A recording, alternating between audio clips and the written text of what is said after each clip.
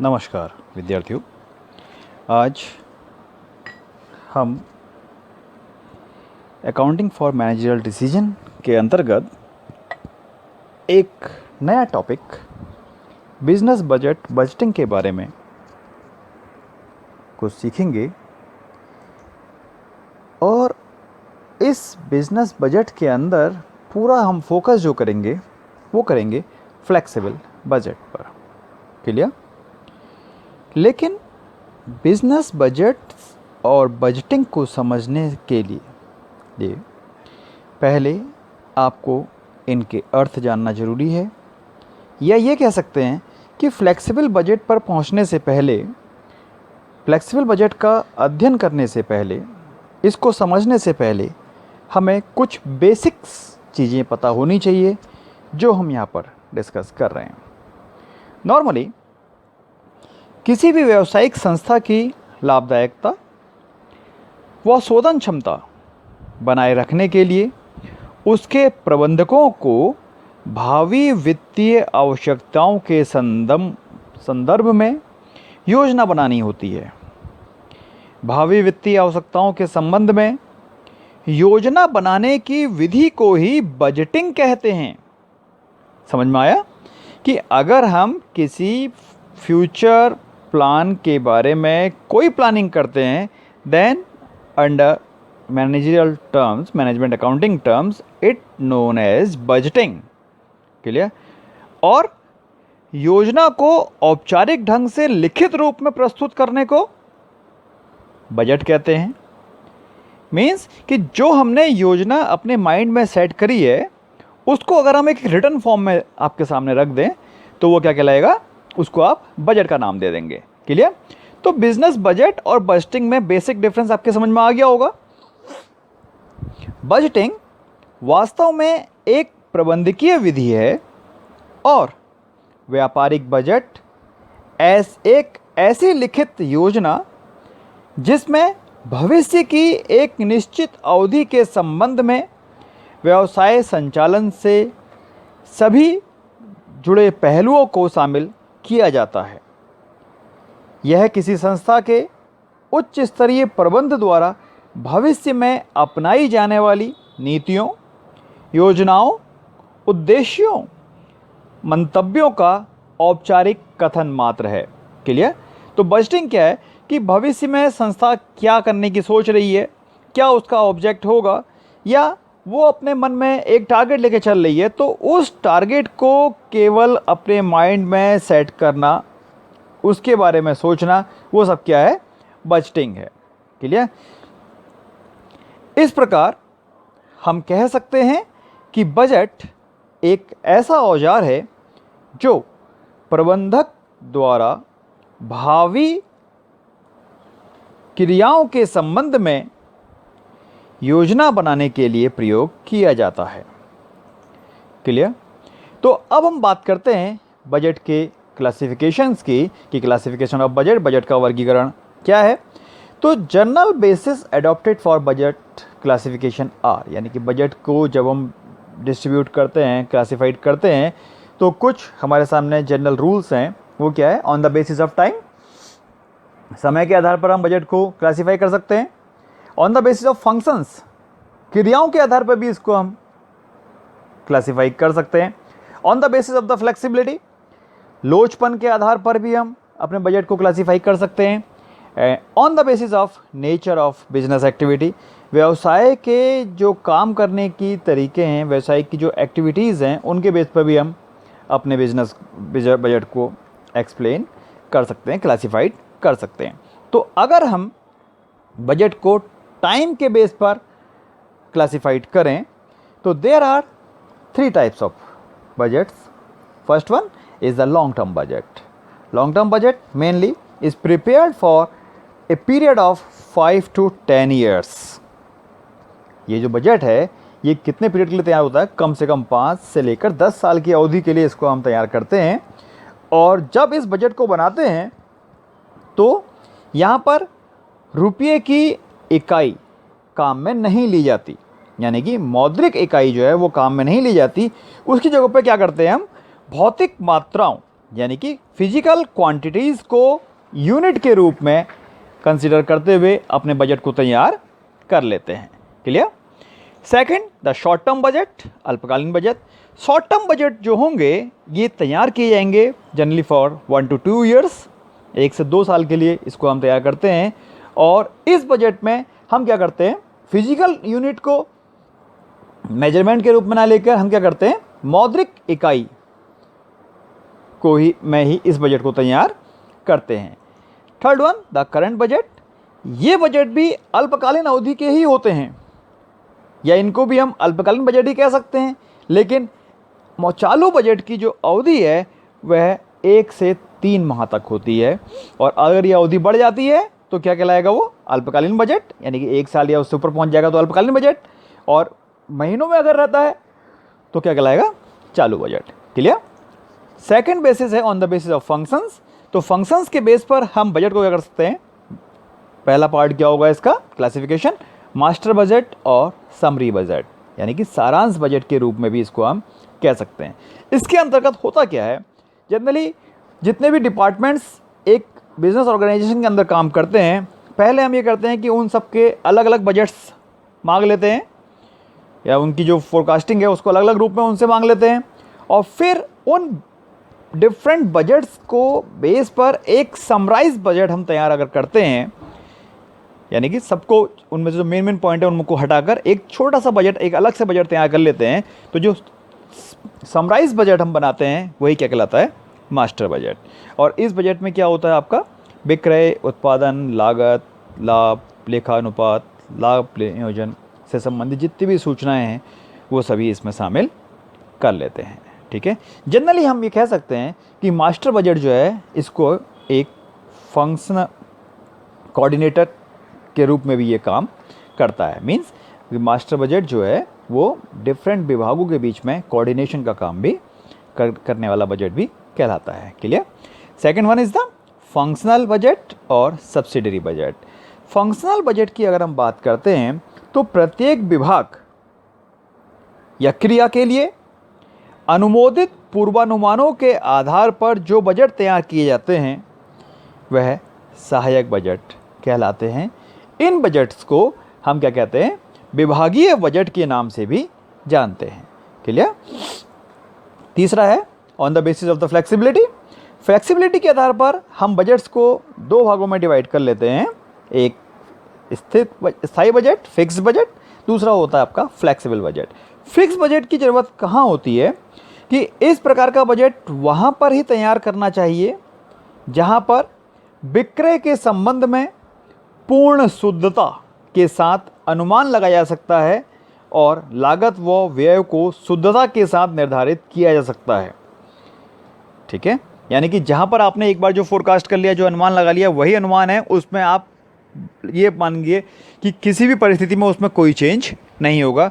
लेकिन बिजनेस में ऐसा संभव नहीं होता है, व्यवहार में ऐसा संभव नहीं होता है। इसलिए क्या कहते हैं कि इस बजट में हम जब भी कोई चीज़ बनाते हैं, बजट तैयार करते हैं, तो इस बजट में कभी भी परिवर्तन करना संभव नहीं होता है। The second one is the flexible budget. Flexible budget, इस बजट में जो भी हम लागतें या व्यय समंकों को प्रयोग करते हैं वह किसी माह की तात्कालिक परिस्थितियों के अनुसार उसमें परिवर्तन हम कर सकते हैं, उसमें परिवर्तन किया जा सकता है। इसके द्वारा यह अनुमान लगाया जाता है कि किस स्तर पर उत्पादन करने से संस्था को अधिकतम लाभ हो सकता है। यानी कि फ्लेक्सिबल बजट अगर हम तैयार करते हैं तो डिफरेंट लेवल ऑफ एक्टिविटी में से ऐसी कौन सी लेवल ऑफ एक्टिविटी हमारे लिए बेनिफिशियरी रहेगी जिस पर संस्था को अपना प्रोडक्शन करना चाहिए। तो हमारा इस पूरे आज के जो वीडियो में मेन फोकस रहेगा वो इसी फ्लेक्सिबल बजट पर रहेगा। ठीक है, fourth one, the classification is on the basis of the nature of business activities. Business activities के बेस पर अगर हम बिजनेस बजट को क्लासीफाई करते हैं तो पहला क्या कहलाएगा आपका capital expenditure budget. Capital expenditure budget क्या होता है कि जो भी बजट निर्माणी सुविधाओं के सृजन से जुड़े होते हैं उन्हें पूंजी खर्च बजट कहते हैं। इनके बारे में आपने कैपिटल एक्सपेंडिचर बजटिंग के अंतर्गत पे back period, accounting rate of return, net present value, internal rate of return इत्यादि विधियों को आपने सीख रखा है पहले भी, तो उसको हम यहाँ पर ज़्यादा फोकस नहीं करेंगे।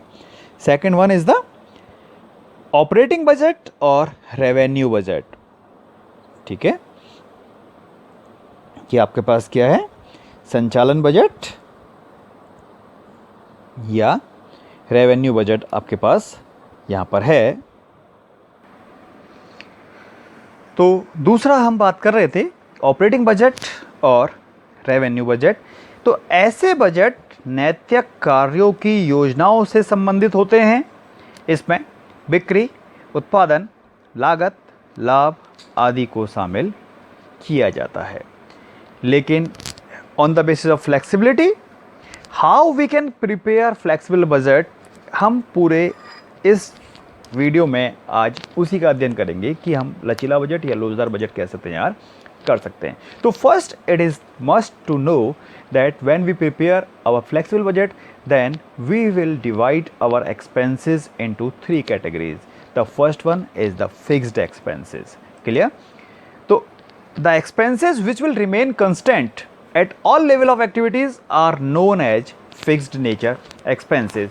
तो जैसा कि हम जानते ही हैं कि हमारे पास जो भी खर्चा क्या होगा, उत्पादन के किसी भी स्तर पर कंस्टेंट रहे, यानी कि उसमें कोई चेंज ना हो, वो क्या कहलाएगा, फिक्स नेचर का एक्सपेंसेस कहलाता है। फिक्स एक्सपेंसेस के बारे में एक स्पेसिफिक इसका गुण है, वो क्या है, fixed expenses remain fixed at all level of activity. यानी कि उत्पादन का जितना भी स्तर होगा उस स्तर में फिक्स्ड एक्सपेंसेस आपके क्या रहेंगे, फिक्स रहेंगे, बट फ्लक्चुएट पर यूनिट बेसिस। लेकिन पर यूनिट बेसिस पर इनमें प्रोडक्शन में चेंज के अकॉर्डिंग चेंजेस होते रहेंगे। क्लियर? सपोज एक कंपनी में किसी वस्तु को बनाने की स्थायी लागत अगर 5 लाख रुपए है, तो आप 1 लाख इकाइयाँ अगर बनाते हैं तो पर यूनिट वेरिएबल फिक्स कॉस्ट कितनी होगी, 5 रुपये। वहीं अगर आप 2 लाख इकाइयाँ बनाते हैं तो आपका फिक्स्ड एक्सपेंसेस 5 लाख रुपए ही रहेगा, लेकिन आपकी पर यूनिट वेरिएबल फिक्स कॉस्ट कितनी हो जाएगी, 2.5 रुपीज़। क्लियर? तो पर यूनिट फ्लक्चुएट कर रहा है, लेकिन अमाउंट बेस पर ये फ्लक्चुएट नहीं करेगा। एग्जाम्पल के रूप में इसे अगर आप समझना चाहें तो आपके पास सपोज मान लीजिए कि मैनेजमेंट सैलरी के रूप में 50% लेवल ऑफ एक्टिविटी पे आपका खर्चा कितना हो रहा है, 2,10,000 rupees, and you have to calculate your management salary for 60, 80 and 100% level of activity. तो if you solve it, then you can see that at 50% level of activity management salary will be 2,10,000. When you will calculate it for the 60% level of activity, then it will remains in 2,10,000. It will also remains in at 80 and 100% level of activity, because fixed expenses remain constant at all level of activity. Her level of activity पे क्या रहेंगे, ये constant रहेंगे, इसमें कोई change नहीं होगा। Clear? Second one is the variable expenses. So when we talk about the variable expenses, then it is simply the expenses which will fluctuate according to change in production are known as variable expenses. यानी कि जो खर्चा आपके production में change के according change होता रहे, वो क्या खर्चा कहलाएगा, आपका वेरिएबल एक्सपेंसेस कहलाएगा। Variable expenses remain constant on per unit basis. अब देखिए यहाँ पर क्या है कि आपका जो फिक्स्ड एक्सपेंसेस था वो क्या था, पर यूनिट बेसिस पर वेरिएबल हो रहा था, लेकिन अमाउंट बेस पर कंस्टेंट था। लेकिन यहाँ पर जस्ट उल्टा है, यहाँ क्या है कि variable expenses remain constant on per unit basis पर कंस्टेंट रहता है, but fluctuate according to change in production में चेंज के अकॉर्डिंग चेंज होता रहेगा। If variable expenses is given per unit basis, then they can calculate easily by multiplying production with per unit variable expenses. यानी कि per unit variable expenses अगर question में आपका given है तो आप क्या करेंगे, उसको आप डिफरेंट यूनिट से मल्टीप्लाई करते रहिए, आपके डिफरेंट यूनिट्स के वेरिएबल एक्सपेंसेस कैलकुलेट होकर आते रहेंगे। But when it is not given per unit basis, then you can calculate it by using the formula. When you apply the formula, then the formula is variable expenses equal to amount of expenses at a specific level of activity.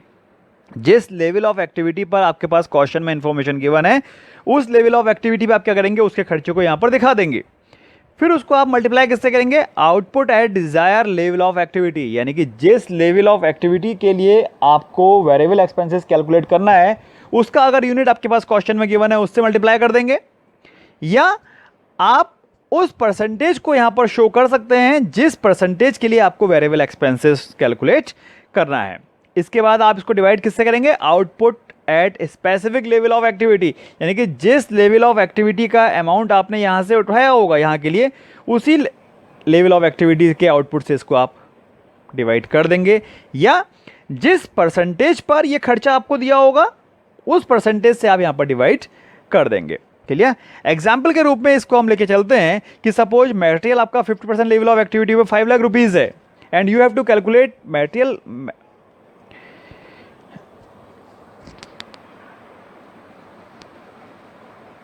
तो अगर हम material को calculate करते हैं कि material at 50% level of activity is rupees 5 lakh and you have to calculate the amount of material at 60, 80 and 100% level of activity, then you can calculate it as follows.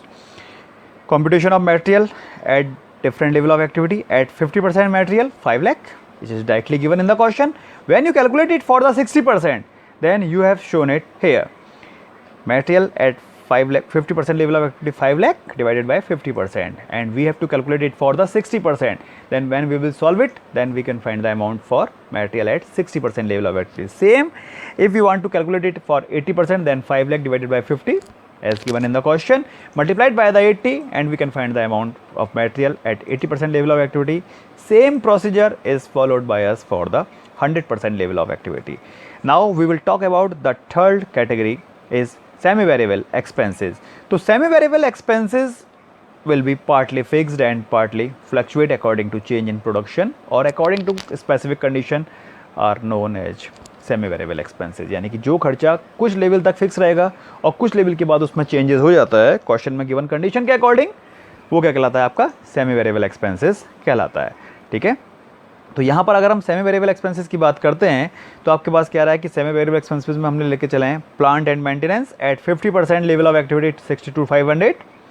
Semi variable expenses remain constant between 40 to 70% capacity, यानी कि 40 से 70% capacity की जो अगर काम होता है तो सेमी वेरिएबल एक्सपेंसेस में कोई चेंज नहीं होगा, लेकिन ये इंक्रीज हो जाएंगे कितने से, 10% बिटवीन द 75 to 85% कैपेसिटी में अगर काम होगा, और 15% से इंक्रीज होंगे अगर 85 to 100% कैपेसिटी पर अगर आपका काम होता है। तो you have to calculate the plant maintenance expenses at 60, 80 and 100% level of activity. Then how we can calculate it? To calculate the plant and maintenance expenses, we will make the working, and in this working we can show it here that plant maintenance expenses 50% level of activity 62,500 directly given in the question. At 60% level of activity it will remain same 62,500. Why? Because it is given in the question that semi variable expenses remain constant between 40 to 70% of capacity. Hence the expenses remain same 62,500 at 60% level of activity. But when we have to calculate it for the 80% level of activity, because it is directly given in the question that 75 to 85 it will increase by the 10%. So when we will calculate it for the 80% level of activity, then it will 62,500 plus 10% of 62,500. Clear? क्योंकि 10% से बढ़ना है तो 62,500 का 10% हमने बढ़ा दिया, तो कितना हो गया 68,750. क्लियर? तो plant and maintenance expenses 62,500 will increase by the 10% 6,250, and total plant and maintenance expenses at 80% level will be 68,750. And same procedure we will follow for to calculate semi variable expenses at 100% level of activity, but the difference is it will increase there by 15%. clear हो गया? Now we discuss about the format, and there will be two format for flexible budget. First, when the amount of sales is given, and when the amount of sales is not given. So first we will focus here when the amount of sales is given in the question, then how we can calculate, we can prepare our flexible budget. To prepare the flexible budget, first we will show here the name of the company, and in the next line we will show the title, which budget we are going to be prepared. So here we are going to be prepared the flexible budget, then the heading will be flexible budget, and it will be for the period from, जिस period के लिए आपका है वहाँ से आप वहाँ तक दिखा देंगे। क्लियर? तो there will be columns, particulars, level of activity. Level of activity will be divided in different columns. According to which we are going to be calculate our flexible budget 50, 80, 100, 90 जो भी परसेंटेज होगा उसके base पर आप calculate कर लेंगे. तो in part A you will show the sales. To calculate the amount of sales sometime the number of units are given in the question, so it will shown here. Now you will find the selling price per unit if given in the question, and when you will multiply the number of units sold into the selling price, then you can find the amount of total sales. Clear? After showing the sales you will show here the fixed expenses. जो भी आपके होंगे सब यहाँ दिखाएंगे आप. यहाँ दिखाने के बाद उनके अमाउंट्स यहाँ दिखा देंगे, उसका टोटल कर लेंगे, पार्ट बी हो जाएगा. देन आप शो करेंगे उसके बाद variable expenses.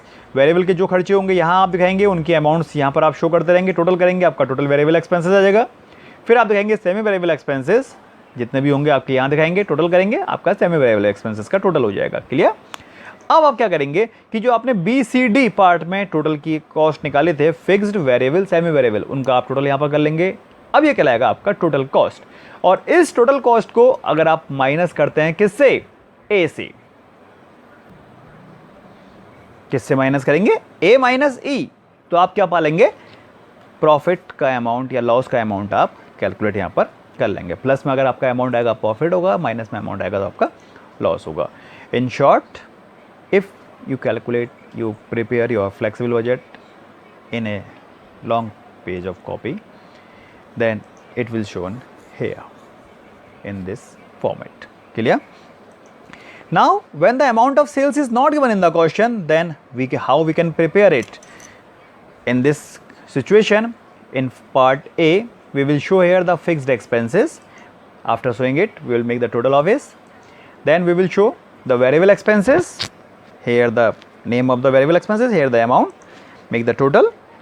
Then in part C we will show that semi variable expenses, makes its total, and now we will make the total of A, B and C known as the total cost. Clear? After calculating the total cost, we will add the amount of profit, and it will be a specific percent on cost, or it could be a specific percent on sales. जिस पर भी एक दिया होगा आप calculate कर लेंगे, या तो यहाँ अमाउंट आएगी या आपकी अमाउंट इस कॉलम में आएगी. ठीक है, दोनों एक साथ नहीं होंगे. निकालने के बाद जब आप टोटल करेंगे तो आपके पास क्या आएगा? सेल्स कैलकुलेट होकर आ जाएगा. और ये सब कुछ एक सिंगल फॉर्मेट में अगर आपको दिखाना हो तो इस रूप में आपका फ्लेक्सिबल बजट आपके सामने आ जाएगा. ठीक है, तो स्टूडेंट्स, इस वीडियो में फ़िलहाल इतना ही. हमने केवल फ्लेक्सिबल बजट के फॉर्मेट को यहाँ पर डिस्कस किया. नेक्स्ट वीडियो में आपके सामने फ्लेक्सिबल बजट का न्यूमेरिकल क्वेश्चन कैसे सॉल्व होगा उसको लेके आएंगे.